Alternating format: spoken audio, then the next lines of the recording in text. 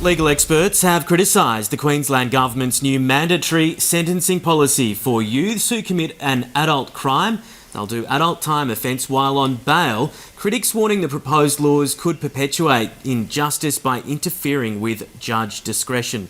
Joining us on the debrief today, Josiah Sharla from 101.9 The Fox and Justine Landis-Hanley, host of the Secrets We Keep podcast on Listener, and they are both here in the studio, which is great news. Good afternoon to both of you. Justine, let's start with you. Is this overreach by the government locking up people who, locking up kids really, who breach their bail? Yeah, well, I'm a Queensland girl through and through, so it's a story I care about. Look, I think a question a lot of people have is why is this necessary? Queensland's already locking up more kids aged 10 and over than any other state in the country, and it already has really tough bail laws. You know, it's already an offence for children to breach their bail conditions. So the question, I guess, here is why does the Queensland government feel the need to go a step further? Josiah, we're seeing youth crime an issue not just in Queensland, Victoria as well, where you're from.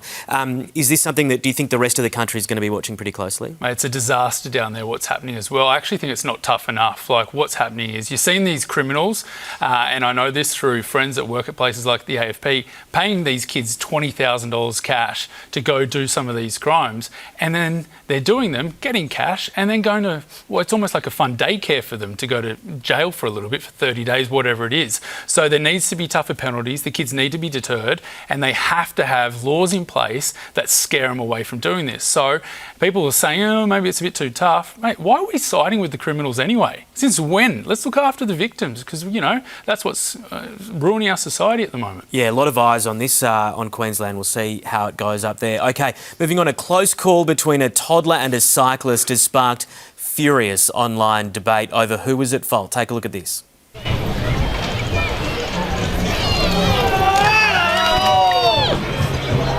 What are you doing, mate? Slow down.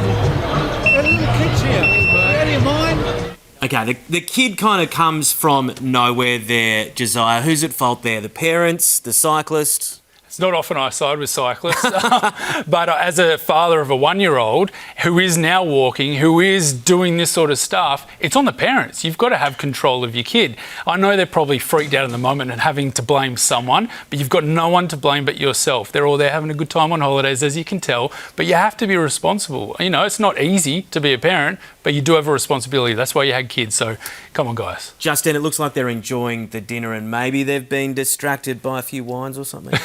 I mean, I can't comment on that, but I do think it's interesting. I know this spot in Brizzy, and it is a real problem. It's a shared pedestrian cyclist pathway, and people have been calling out for years that they need to have a segregated bike path in that area. So I actually think that maybe this is a point to zoom out and question, like, why are we creating safe conditions for families and cyclists to cohabitate there? I don't know. Yeah, and what the speed limit is for cyclists as well. Hey, finally, traditional wedding presents have fallen out of favour with new research revealing many guests are now more likely to give cash, with some foregoing gifts altogether due to cost of living pressures.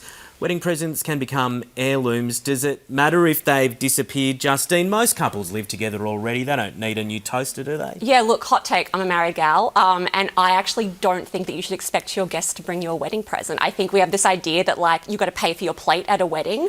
Hey, if you want to throw a party and have an expensive time, go for that as a couple, but don't expect your guests to fork up for it. Because the couples are paying for the wedding, Josiah. Do they get something in return? Yeah, you have to. So I have to disagree with that. I did put on, and I had a European wedding, and... Whose wedding do you want to go to here? Yeah, let's be honest. Well, mine, cash is king, right? And at European weddings, you get cash, you pay for your plate, you give cash. Most Europeans would know around Australia like this that you basically get a house deposit at the end of your wedding. So when you get must have been a lot of cash handed. What do you want, a house or 5 toasters? I don't know what I'd rather. I agree on that. I'm sick of all these toasters. So, no, you give cash always. That's what we want, especially in a cost of living crisis, let's be honest, and pay for your plate minimum, bare minimum, depending on how they're ranked. So a nice thick envelope, isn't it? A thick one, depending how close they are to you. Distant friends doesn't matter.